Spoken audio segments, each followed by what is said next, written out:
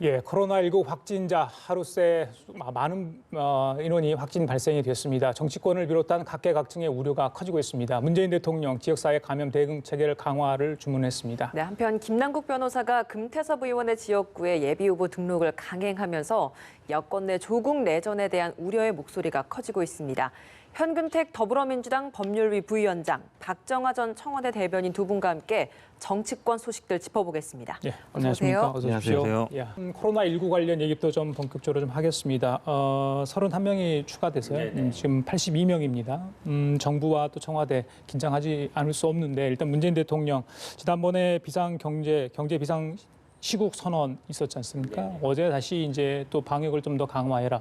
그러니까 경제도 살려야 되고 또 방역 체계도 강화해라. 고민의 지점이 있을 수밖에 없을 것 같아요. 그렇죠. 두 개가 약간 상충하는 면이 있죠. 왜냐하면 철저히 방역하려다 그러면 지금 뭐 북한이나 중국처럼 아예 이동도 못하게 하고 집에서도 못 나오게 하는 게 가장 안전하겠죠. 그런데 그렇게 되면 사실은 경제 자체가 안 돌아가잖아요.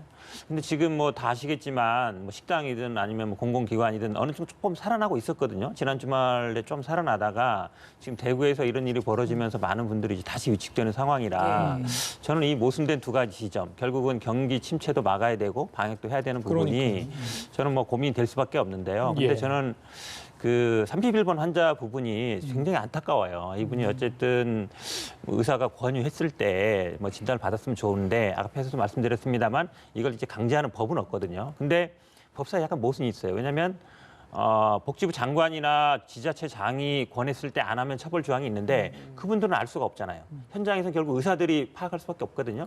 그럼 의사의 권한이 없으면 만약에 진단을 거부했을 때 이분들한테 뭐 알려주거나 지자체에 알려주거나 이런 어떤 과정이 있어야 되거든요. 그래야만이 장관이든 아니면 그 지자체에서 알 수 있는데 과연 그것이 어찌 보면 현재 만약에 규정이 안 돼 있다 그러면 단순히 또 의사가 권했는데 안 한다고 해서 처벌하는 건 좀 그렇지만 그런 어떤 보완하는 게 저는 필요하다. 왜냐하면 이게 개인을 탓할 수는 없어요. 또 개인이 뭐 나는 싫다는데 강제를 할 수는 없잖아요. 그런 요번에 아마 이 31호 환자 사례가 저는 아마 우리한테 시사는 굉장히 많아서 제도적으로 좀 허점이 있다. 제도적인 좀 보완책이 좀 필요한 시점이라고 있다. 보고 있습니다.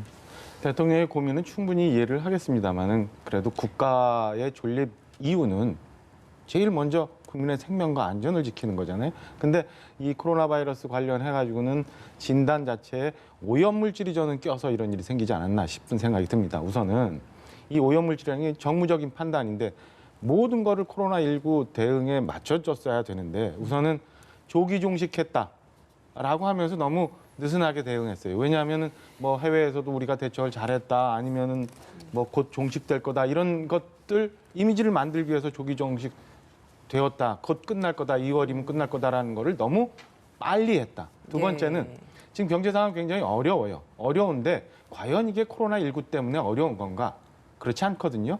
과거부터 쭉 왔었던 경제 정책이 우리 경제의 펀더멘탈에 대해서 주었던 영향이 굉장히 크기 때문에 이런 상황이 오는데 그냥 보여주기식 회의하고 그다음에 기업 재계 총수들 불러서 얘기하고 했던 걸로는 해결이 안 되는데 모든 걸 마치 다 코로나19 때문에 일어났으니까 이거를 잘 대처하면 된다라고 해서 갑자기 비상시국이다 뭐 시장을 가신다 이런 일들이 생기지 않았나. 그러니까 애초에 저는 코로나19가 발생했을 때부터 대통령 말씀하셨던 것처럼 상상보다 더 많은 대처를 하면서 갔었으면 이렇게 갑자기 확진자가 늘어나는 일도 없었을 거고 그리고 긴박하게 뭐 회의를 하면서도 회의가 살아있는 회의가 될 수 있었는데 정말 정작의 문제는 여기 있는데 이거 놔두고 마치 코로나19 때문에 이걸 극복하면 모든 게 이것 때문에 경제가 잘못됐다고 잘못된 진단이 있어서 이런 상황이 오지 않나 싶어서 저는 뭐 정부도 그렇고 청와대도 그렇고 다시 한번 제일 목표는 어찌 됐든 일단 코로나19의 종식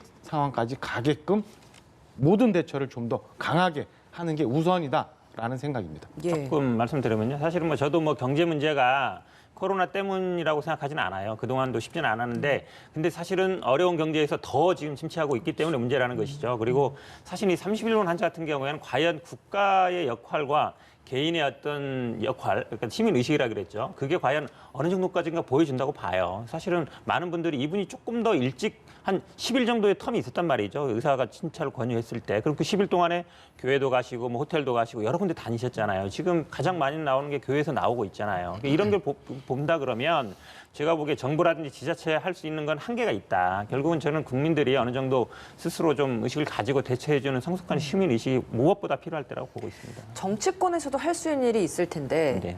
코로나 대응 3법 이제 겨우 국회 소위를 통과한 상황입니다. 정치권에서 좀 더 속도를 내야 되는 게 아니냐라는 생각도 들거든요. 이 부분은 어떻습니까? 그러니까 이 특위 만드는 거는 제가 보기에 뭐 특위의 역할은 크진 않을 것 같아요. 물론 만드는 어떤 상징적인 의미는 있지만 아마 지금 총선 국면에 가 있기 때문에 특위의 상징성보다는 지금 말씀하신 것처럼 코로나 3법이 있는데요. 여기서 아마 가장 쟁점이 되는 게 제가 보기에는 뭐 마스크를 뭐 취약계층에 나눠주거나 이건 아닌 것 같은, 그거는 뭐 큰 쟁점이 아닌 것 같은데 결국은 외국인을 입국 금지하는 게 들어있어요, 법안에. 예. 이제 그 부분이 제가 보기에는 우리가 지금 이제 계속 처음부터 중국을 전체에서 입국 금지할 거냐 말 거냐 논쟁이 됐고 지금도 앞으로 아마 이제 일본이 다음에 대상이 될 수 있는데 과연 입국 금지를 시키는 게 맞냐? 안 맞느냐. 이 부분이 쟁점이라서 저는 이 부분은 아마 쉽게 해결은 쉽지 않다. 사실 여론도 많이 갈릴 것이고 물론 말씀처럼 뭐 다 막으면 좋겠죠. 하지만 예. 우리가 중국이 하루에 한 2, 3만 명 정도 들어오다가 최근에는 한 5천 명 정도로 많이 줄었거든요. 그러니까 중국 측에서도 어느 정도 제어를 하고 있고 우리도 이제 검역을 하고 있기 때문에 과연 금지하는 게 맞는가에 대한 논점이 있어서 이 부분은 저는 뭐 당장 해결은 쉽지 않다고 보는데 예. 또 아마 지금 말씀 중에 보니까 의료기관에는 해외여행 경력이 들어있는데 약국에는 그런 게 없나 봐요. 이제 그런 부분들은 저는 충분히 보완할 수 있다고 보고 근데 이제 예산이라든지 인력이라든지 확충하는 부분들은 충분히 뭐 합의가 가능한 부분이 아닌가 보고 있습니다. 네, 이렇게 이견이 또 있다 보면 서로 또 공방으로 벌이면서 시간이 또 지연이 되고 당장 필요한 뭔가 당장 시행에 들어가야 될 법안들도 바로 적용이 또 안 되는 이런 부분도 있지 않겠습니까?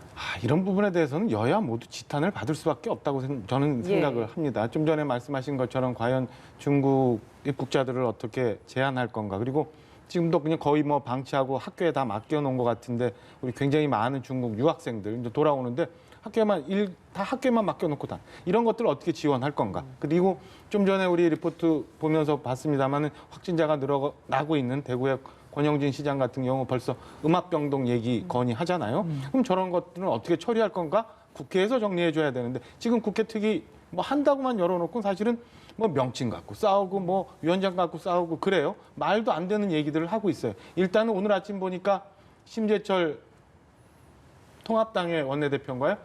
이미 위원장 포기했다. 우한 폐렴이란 명칭 포기했다. 근데 민주당이 응하지 않고 있다라는 얘기를 해요. 사실관계가 어떤지는 잘 모르겠습니다만 야당에서도 이렇게 그랬는데 여당은 또 국회 특위 열어놓고 나면 좀 전에 우리 얘기했던 여러 가지 쟁점들 있잖아요.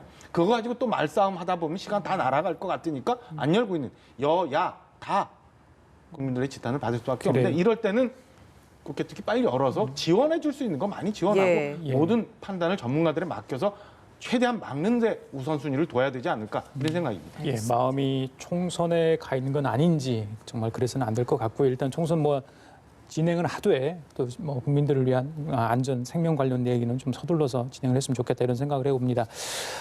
총선 얘기에 들어갔으니까요. 강서갑 얘기 좀 하겠습니다. 금태섭 의원 지역구인데 김남국 변호사 공천 신청했네요. 추가 공모에. 오늘 아침에도 라디오에 출연해서 김태섭 의원을 향해서 서질 B급 정치 안 하면 좋겠다 이런 얘기를 했다고 합니다. 일단은 조국이라는 거를 누가 먼저 끌어들였느냐 이거 가지고도 또 이렇게 약간의 이견이 있던데 나오게 됐다. 물론 이제 지도부 경선 최종적으로 이제 확정이 돼야 되겠지만 그렇죠. 네. 출마 그쪽으로 하게 된 이유, 그 배경 어떻게 보십니까? 저는 약간 김남국 변호사 뭐 방송도 여러 번 했고 뭐 개인적으로도 뭐 자주 만나보곤 했는데요. 약간 잘못된 방향으로 가는 것 같아요. 그러니까 그래요? 왜냐하면 처음에 이제 기자회견하고 기자회견을 취소한다는 거는 사실 어느 정도 불출마를 전제로 하는 거거든요. 기자회견을 뭐 개인이 할 수는 없는 거예요. 의원실이라든지 공보국 통해서 하게 되는데. 그리고 어쨌든 이 뭐 조국 프레임이라는 건 뭐 금태섭 의원이 만들었다기보다는 이제 국민들의 어떤 여론, 일반 뭐 우리 언론에서 많이 나오는 것이죠. 그렇게 본다 그러면 이분이 정치를 이제 시작하는 입장인데 어찌 보면 당의 어떤 입장과는 조금 상반되는 거 아닌가라고 봐요. 개인적으로는. 물론 본인이 뭐 그동안 방송로 활동도 했고 뭐 1인 시위도 하면서 아마 정치를 하고 싶은 생각은 있으신 것 같은데 혼자만의 생각으로는 안 되거든요. 정치라는 게 혼자 하는 게 아니잖아요. 정당도 있고 사실은 본인의 어떤 의지도 있지만 그 지역 선거만 중요한 게 아니거든요. 전국 선거도 중요하고 지금 아마 당내에 많은 의원들도 걱정하고 있어서 제가 보기엔 조금 본인 스스로 선택을 안 하면 제가 보기에 아마 당에서 어떤 식으로든지 간에 좀 정리를 할 것으로 예상하고 있습니다. 아, 그렇습니까? 그 지도부가 가라는 대로 어디든 가서 자기가 출마를 하겠다, 험지에 가라고 하면 험지에 가서 하겠다라고 초반은 사실 그랬거든요. 네네. 그러면 지금 이 선택을 한 게 본인 개인의 100% 본인 의지라고 보시는 건가요? 네, 그게 가장 아마 많은 분들이 물어보는 것 같아요. 예. 그러니까 결국은 이제 당에서 지침을 받고 간 거 아니냐, 아니면 개인적인 선택이냐. 제가 알고 있는 개인적인 선택으로 알고 있습니다. 아. 왜냐하면 사실은 이제 영입 인사라 이분이 이제 입당하거나 이런 부분 대부분적으로 당에서 어느 정도 정리를 해줘요. 전략 예. 공천을 하든지 아니면 어떻게 하라. 근데 지금 흘러가는 모양새가 보면 만약에 당에서 어느 정도 뭐 지침을 받고 했으면 기자회견 하고 그냥 출마했겠죠. 중간에 접을 리가 없거든요. 근데 기자회견 취소한다는 거는 어느 정도 당에서는 뭐 안 했으면 좋겠다는 건데 이분이 이제 기자회견 취소하고 바로 이제 SNS에 올리면서 출마 의지를 밝혔잖아요. 이때부터는 저는 아마 개인적인 행보가 맞다라고 봐요. 왜냐하면 예. 그러면 그렇지 않으면 지금 이제 당에 있는 뭐 여러분들이 이제 이런 이견을 제시할 리가 없잖아요. 왜냐하면 기본적으로 이 지금 이견을 제시하는 분들도 다 공천이 걸려 있는 분들이에요. 그럼 당 지도부와 다른 목소리를 내거나 반하는 거 쉽지 않거든요. 최고위원도 그렇고 지금 다른 의견들이 나온다는 거는 예. 이분이 약간 저는 아마 개인적인 행보로 보는 게 좀 맞다라고 봅니다. 그래요. 심사를 생각을 좀 달리하고 있는데요. 이제 두 가지 측면을 한번 봐야 될 것 같아요. 그 좀 전에 우리 유성엽 원내대표가 얘기했던 것 표현했던 팬덤이라는 거. 그러니까 강성 지지층들. 저는 지금 김남국 변호사가 며칠 전부터는 스스로의 진로를 스스로 선택하지 못하는 그런 상황까지 와 있지 않나라는 생각입니다. 그래서 그 이미 본인의 진로를 결정하지 못할 정도로 주변에 이 요구들이 굉장히 많은 상황이라 이렇게 가고 있지 않나. 거기에는 아까 말씀드린 것처럼 뭐 심지어는 대통령도 심지어는 민주당 지도부도 어찌할 수 없이 끌려가고 있는 팬덤이라고 하는 강성 지지층이 하나 있고 두 번째는 뭐냐면 이게 김남국 변호사만 보면은 해석이 잘 안 될 수도 있지만 사실은 이 강서갑이라는 게 정봉주 의원까지 가야 돼요. 그러니까 처음에 금태섭이라는 당의 쓴소리를 하는 의원이 있었고 그 의원을 과연 공천을 줄 건가 말 건가라는 국민들의 관심이 있었고 여기에 느닷없이 정봉주 의원이 강서갑이라는 지역에 공천 신청을 하고 결국에는 부적격 판단을 받았습니다마는 공관위는 모르지만 당 지도부는 알 거다라는 의미심장한 얘기를 하면서 떠나는 그 순간부터 그리고 이후에 전혀 지역 연고가 없는 김남국 변호사가 지역민들이 많은 요구가 있어서 내가 이 지역에 출마를 한다. 이런 것들의 두 가지 측면을 보면 저는 뭐 굳이 설명을 안 해도 시청자분들이 이해하실 거다. 이거는 본인 스스로 제어할 수 없는 상황까지 지금 흘러가고 있고 그 흘러가고 있는 상황을 현재 지도부도 정리 못하고 있고 이걸 정리 못하면 계속 얘기 나오는 것처럼 오만 독선 그리고 끝내는 조국이라는 단어까지도 나올 수밖에 없는 상황으로 가고 있다라는 생각입니다. 예. 저도 뭐 정봉주 의원의 영향력은 있을 거라고 봐요. 왜냐하면 개인적인 친밀 관계도 있고 그다음에 이분이 불출마를 하면서 뭐 확실하게 그냥 깍듯이 물러서겠다 이게 아니라 약간 뒤끝을 남겼거든요. 그게 결국은 아마 이제 김남국 변호사로 나타나는 것 같은데 지금 기본적인 전제가 결국은 당에서 뭐 전략 공천 주듯이 아니면 자객 공천 하듯이 했느냐 그게 이제 쟁점인 것 같은데 저는 그렇지는 않다는 거 봐요. 알겠습니다. 왜냐하면 김남국 변호사 지금 하는 어떤 행동이라든지 아니면 말도 보면 사실 뭐 지지자들이라는 거는 뭐 정치인들에게 어느 정도 그냥 명분이지 그걸 자체가 뭐라 할 수는 없는 거고 예를 들어서 예를 들어 김남국 변호사가 나는 뭐 당에서 어느 정도 뭐 허락을 받았다든지 아니면 지도부와 상의가 됐다든지 이런 얘기는 안 하잖아요. 예. 그러니까 정봉주 의원은 약간 그런 뉘앙스는 비치긴 했어요. 나는 얘기했다 이렇게 했는데 또 들어보면 또 아니라는 얘기도 있거든요. 근데 이제 김남국 변호사는 그렇지 않은 걸로 보면 저는 아마 개인적인 판단으로 지금 가고 있는 걸로 보입니다. 예, 자, 심사를 거쳐 경선이 결정이 되게 될 것 같습니다. 자, 다른 전략공천 이야기를 했으니까요. 저기 광진을로 가볼까요? 예, 고민정 전 청와대 대변인 네. 쪽으로 가네요. 결국에는. 그렇다면 그 상대는 이제 오세훈 전 서울시장이 될 것 같고요. 아, 글쎄 이걸 뭐 판세라고 해야 되는지 모르겠습니다만 추미애 장관이 그 내리 5선을 했던 그쪽 아니겠습니까? 어떻게 보십니까? 아, 뭐 길고 짧은 거 이다음 결과에 대해서는 뚜껑이 열려봐야 알 테니까. 그렇죠. 네. 그리고 그 오세훈 시장이 일찌감치 그 지역에 가서 완전 계속 지역을 닫고 있었고, 그리고 오세훈 전 시장이라는 네임밸류도 분명히 있고 이런 상황에서 좀 전에 말씀 주신 것처럼 추미애 장관이 20년 동안 관리를 해왔던 이 지역 과연 결과가 어떻게 나올지 좀 지켜봐야겠습니다만은 아마 그 처음 선거라는 걸 해보는 고민정 전 대변인으로서는 굉장히 쉽지 않은 그런 그 전체 선거 분위기로 가지 않을까. 하여튼 뭐 본인 스스로 정정당당하게 최선을 다하겠다고 하니까 그 정신은 높게 살 필요는 있다고 봅니다. 승산이 있어야 전략 공천 하잖아요. 두 그렇죠. 사람 다 굉장히 인지도는 높잖아요. 그렇죠. 네. 뭐 우위를 가릴 수 없을 것 같은데요. 어떻게 보십니까? 기본적으로 저도 동의하는 게요. 아마 이제 오세훈 전 시장이 작년에 1년 정도 됐거든요. 근데 그 주변에 얘기 들어보면 진짜 새벽같이 나와가지고 새벽 뭐 5시, 6시에 나와서 인사 다니고 한다고 아마 추미애 그 장관에 있던 보좌관들도 굉장히 긴장한다 그래서 얘기 들었었거든요. 그때 당시에. 근데 추미애 장관보다 고민정 대변인이 물론 더 뭐 유명한지 모르겠지만 추미애 장관도 긴장할 정도였으면 고민정 전 대변인 같은 경우에는 진짜 긴장해야 돼요. 제가 보기에 그냥 막연히 뭐 해서는 안 된다. 정말 열심히 하셔야 된다. 왜냐하면 기간이 그럼에도 두 이렇게 달밖에 전략 없잖아요. 공천을 한 이유가 있을 거 아닙니까? 일단은 가장 큰 게요. 우리 당에서 지금 여성 중진위원들이 굉장히 많이 빠졌습니다. 네다섯 분 빠졌는데 그래서 기본적으로 여성 중진이 여성 의원이 빠진 데는 여성 의원들을 좀 우선한다 이런 게 있었어요. 그러니까 예. 그런 부분에 고민이 됐을 것 같고 지난번에 본인도 약간 그런 광진에 대한 뉘앙스도 721번 버스 하면서 인 게 있어서 뭐 본인의 의사와 아니면 당에서의 그런 고민이 사실 같이 반영된 걸로 보입니다. 예, 알겠습니다. 미래통합당 얘기 좀 하겠습니다. 오늘 황교안, 홍준표, 김태호 사실 대권 주자급 인사들인데 공천 면접 심사를 진행을 한다고 합니다. 관심사 누가 제일 관심이 있습니까? 물론 뭐 저기 황교안 대표가 정해졌는 것 같고요. 그렇죠?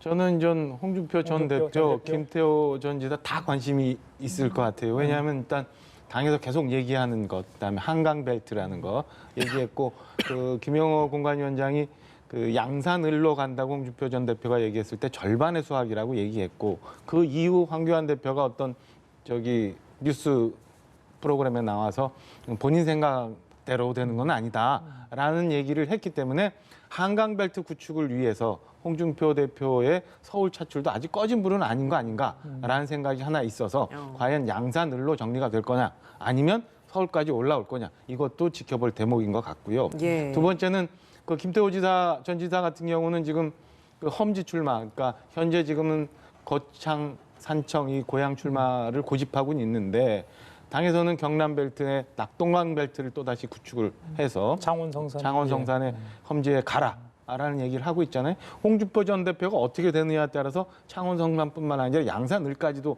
대상적이 올라갈 수 있다고 저는 보여져요. 그래서 두 사람 다 거치가 재밌을 상황인 것 같으니까 한강 벨트가 완전하게 구축이 되느냐, 낙동강 벨트가 새로 또 만들어지느냐 이런 것도 지켜볼 대목인 것 같고 좀 전에 뭐 고민정 대변인 얘기 잠깐 했습니다. 굳이 거기 전략 공천을 해야 된 이유는 좀 전에 말씀한 한강 벨트하고도 좀 관련이 있다고 봐요. 그러니까 오세훈 전 시장이 종로에서 다른 지역 유세 지원을 하다가 전 실패한 경험이 있어서 지역에 충실을 하겠지만 만약에 저렇게 인지도가 높은 후보가 가지 않았으면 오세훈 전 시장이 굉장히 넓게 서울 지역을 돌아다니면서 유세 지원을 했을 수 있는데 예. 그 발목을 잡기 위해서 저렇게 이제 그 서로 간에 빅매치가 되는 그 대치를 만드는 거 아닌가 이런 생각입니다. 네, TK 지역 면접 심사는 또 하루 미뤄졌잖아요. 네네. 그러니까 이 부분을 두고 좀 더 불출마를 스스로 선택할 시간을 준 것이다 이런 분석들도 있더라고요. 어떻게 보고 계십니까? 근데 결론은 이제 시간 준다고 불출마를 할 것인가 문제죠. 지금 어찌 보면 이제 부산 경남 쪽은 9분이나 불출마를 했는데 대구 경북이 핵심이거든요. 사실은 예. 얼마나 컷오프를 하냐 핵심인데 지금 20분 중에 아마 3분 정도 불출마를 한 것 같아서 지금 공관위에서는 뭐 50% 많으면 70%까지 얘기하고 있으면 네. 앞으로 이제 10분 이상이 불출마를 해야 되는데 지금 흘러가는 분위기는 제가 보기 하루 더 준다고 불출마 의원이 늘어날 것 같지는 않아요. 결국은 그러면 이제 뭐 강제로 해야 되는 상황이 갈 것 같은데 그랬을 때 과연 어떻게 할 것인가가 문제인데 저는 아마 지금 공관위원장 같은 경우에는 좀 하지 않을까 최소한 50% 이상 하지 않을까라고 보는데 지금 흘러나오는 얘기 보면 뭐 9분, 10분 이상은 뭐 그런 전화를 받았다는 얘기가 있는 것 같습니다. 예, 알겠습니다. 자, 오늘 대담 여기까지 마치도록 하겠습니다. 지금까지 현근택 더불어민주당 법률위 부위원장 박정하 전 청와대 대변인이었습니다. 말씀 잘 들었습니다. 고맙습니다.